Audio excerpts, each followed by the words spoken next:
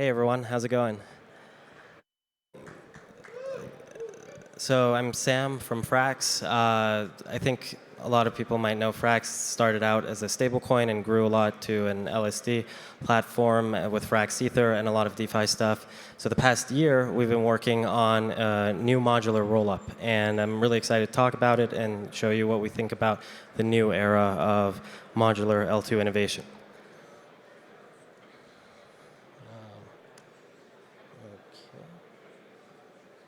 So I always love to start with this tweet because it's actually really, really good and describes exactly the situation coming up. And this is a tweet by John Charbonneau, if you guys know who he is, great writer on L2s.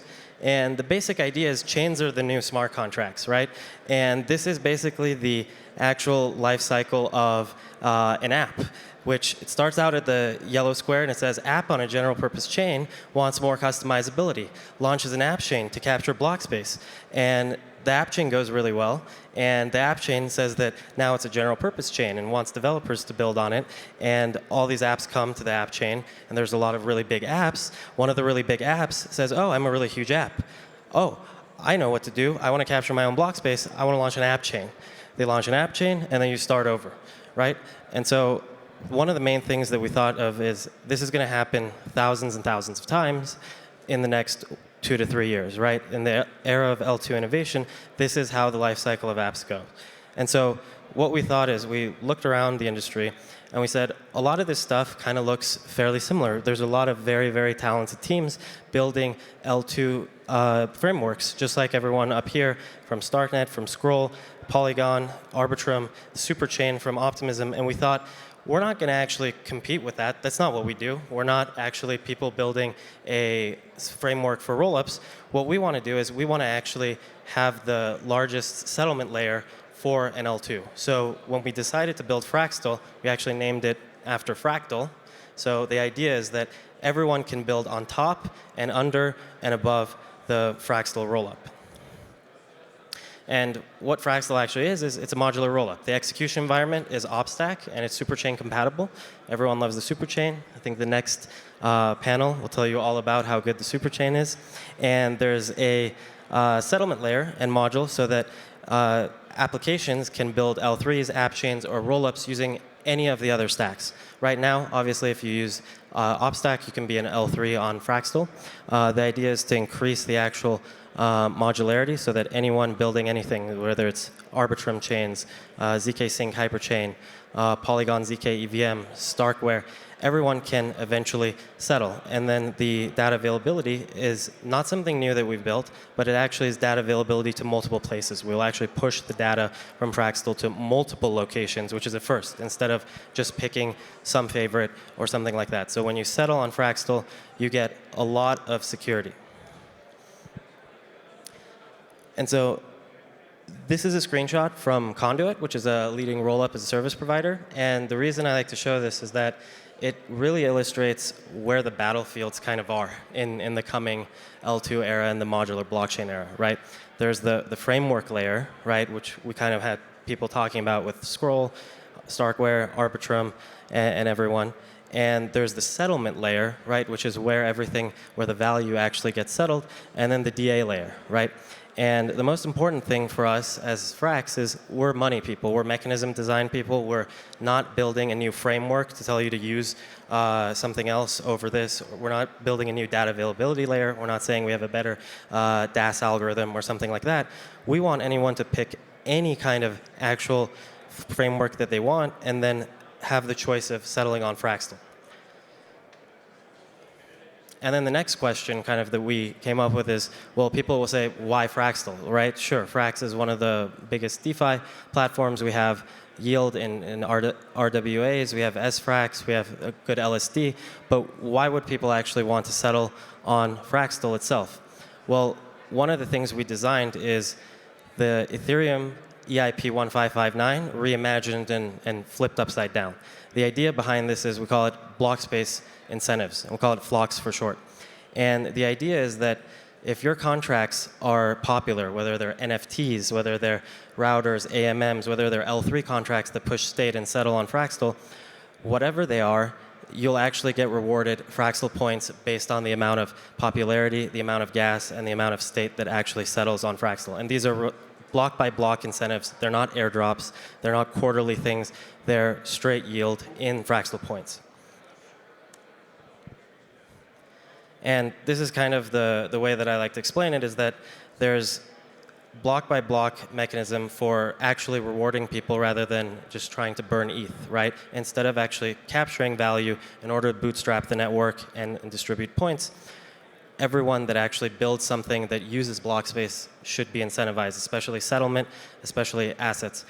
And another thing that we have in the Blockspace incentives is something we call asset availability sampling, which is a play on words of DAS, which means there's a list of assets, and if your token is in the list of assets, so if you're an application on Fraxtal or you're an L3, and you actually hold these assets on the chain, random blocks are sampled, and if your address actually has these tokens, you actually earn Fraxtal points. So the best place to actually hold assets stochastically is just on Fraxtal, on L3 contracts, on Fraxtal, or anywhere else, because you actually earn Fraxtal points based on the assets that you have if they're in this asset availability sampling list. And this is a unique way that we've reimagined how to actually incentivize people to slowly bring value, slowly store value, slowly bring stable coins, LSDs and everything, and build on Fraxtal and make the block space very valuable. And so, as I was saying, Fraxtal's execution environment is a Ops superchain compatible execution environment. We're big fans of optimism. We work closely with the optimism team.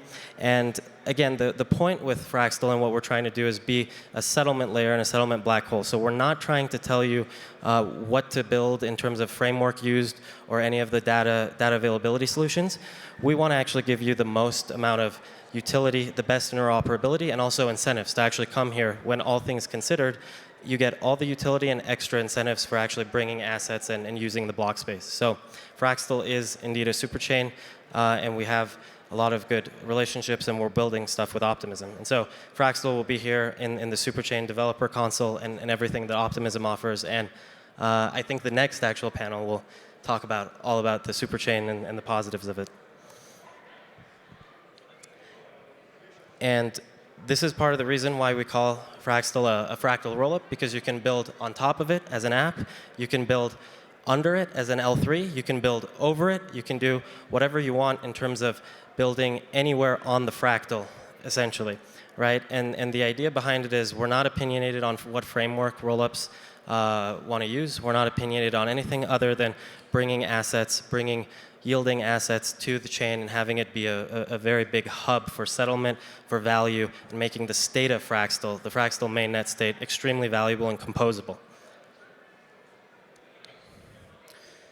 And lastly, just like more of a high-level thing, a lot of people in the audience probably recognize Frax. We've been around, we've seen cycles, we've seen a lot of stuff. We've survived, continued to ship, and so we're very, very long-term oriented. And so working with us, I think a lot of people that have heard of Frax know that we think very, very long-term. And so this is why we're building this not as an app chain, but as a philosophy of what we want to see as an L2. So we think very, very long-term. We think in multiple cycles. A lot of things that are being built right now, they won't last. A lot of things being built that are by long-term people, they will, like the roll-up frameworks. And we want to make sure people know that we're one of the people that actually will stay thinking in decades and very, very long-term in multiple cycles. And this is kind of more of a macroeconomic slide. And people that know Frax and DeFi were money people and mechanism design people. And so this is kind of a cool idea that Fraxtal is the first M2 chain, not an L2 chain. And for people that aren't in economics, basically, M1 is the raw money, right? It's not hypothecated money. It's, for example, it's just Bitcoin. It's just Ethereum or coins, notes, and bills, not hypothecated by banks. M2, you can kind of think of it as one layer of additional risk, but good yield on top of that rehypothecated layer, right? Things like money market funds, things like bank savings accounts, right?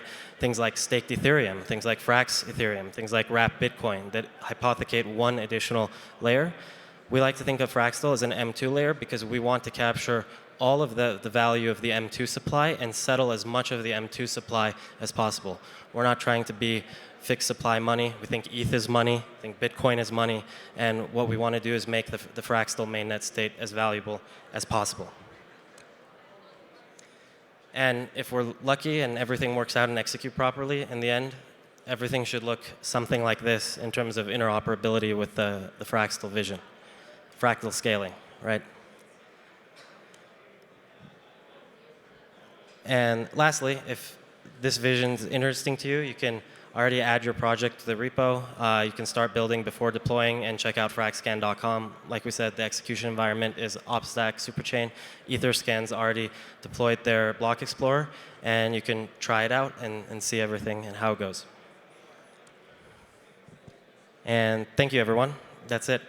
And connect with us.